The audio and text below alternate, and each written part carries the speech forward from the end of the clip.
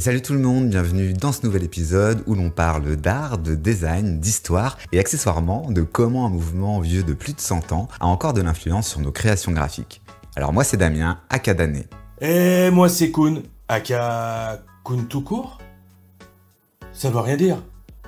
Aka Kun avec un K.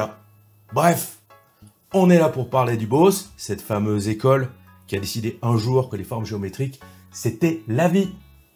Alors Kun, est-ce que tu as déjà remarqué que la plupart des designs modernes utilisent des formes simples et des compositions graphiques épurées? Ouais, bien sûr, c'est la base. L'œil, il accroche direct sur ce qui est clair et structuré. Mais pourquoi tu me dis ça? Parce que sans le mouvement Bauhaus, tout ce qu'on connaît du design moderne n'existerait peut-être pas. Le Bauhaus a tout simplifié grâce à 3 formes basiques, le triangle, le carré et le cercle. Ah, attends là. T'es en train de me dire que ces 3 formes-là ont changé à jamais le design et l'illustration? Oh là là, oh là là! Ouais, et en 1919, en Allemagne, une école d'art décide de tout repenser. Adieu les fioritures inutiles, bonjour l'efficacité visuelle et fonctionnelle. Mais c'est ce qui a fait leur évolution, je suppose. Et oui, leur philosophie repose sur 3 grands principes.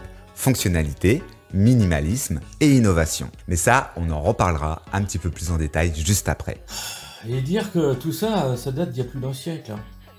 Pourtant, leurs principes sont encore partout aujourd'hui.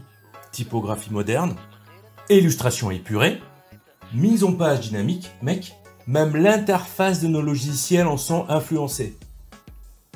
Il est drôle celui-là.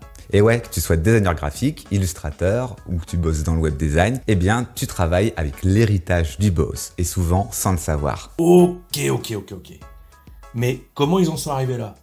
Parce que, avant le Bauhaus, on peut dire que toutes les formes picturales qui existaient, en comparaison, étaient relativement surchargées. Oh que oui, alors imagine des affiches remplies d'éléments décoratifs, des typos parfois illisibles et des mises en page, on va dire, hyper rigides. Un cauchemar visuel en fait. Et j'imagine que pour le cerveau, c'était pas top non plus. Non mais t'as raison, un vrai cauchemar pour le cerveau, d'autant qu'on sait très bien qu'aujourd'hui, les neurosciences nous disent que le cerveau adore la simplicité. Une composition trop chargée, c'est comme un brouhaha visuel. On ne sait plus où regarder. Bon là, on vient de poser le décor, mais le but dans cette formation, c'est quoi exactement? Facile. Comprendre pourquoi et comment le Bauhaus a révolutionné le design. Et bien entendu, vous montrer comment l'employer dans vos propres compositions, évidemment. Vous pensiez quand même pas qu'on allait vous lâcher dans la nature comme ça, tout seul, sans rien. Parce que sans culture graphique, t'as aucune base solide sur laquelle t'appuyer. Bah, tu peux toujours créer des visuels cool, mais si tu sais pas pourquoi ils fonctionnent, t'auras du mal à progresser et à casser les codes intelligemment. Ce serait bête, non? Exactement, et puis on va voir comment appliquer ça dans nos affiches, logos et illustrations, et on finira même par créer un design Bauhaus ensemble. Ok, vendu. On commence par l'histoire du Bauhaus alors? Histoire de comprendre le mouvement? Bah ouais, let's go.